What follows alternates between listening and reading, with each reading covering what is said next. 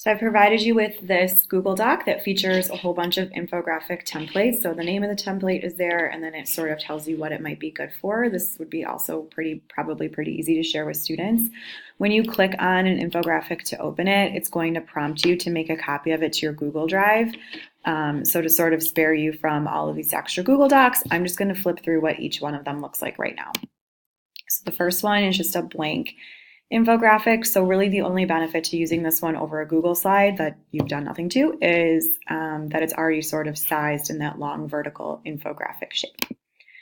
The next one is the 8 steps infographic. So you can see it has image placeholders, nice big title, and then as I scroll down, it's like a nice consistent numbered list.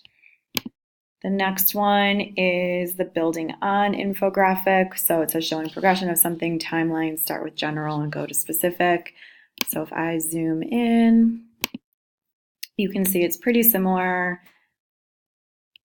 with images and headings and space for text. The next one is a 4-square. So it says separate info into categories by highlighting the main idea on top. So you've sort of got one big section and then 4 smaller sections. The next one is full detail data collection of a topic. So I will zoom in on this one. And this one probably would take a lot more skill in terms of the features in Google Slides and being able to kind of be creative with your layout and what you're going to include. The next one is a process or step-by-step timelines. So I'm going to zoom in on this one also. And you can see that they're sort of walking you through a timeline that sort of appears to zigzag a little bit. And again, places for image and text. They're sort of guiding you like with what should be info and what could maybe be a heading. The next one is the 5-step infographic. I really like this one.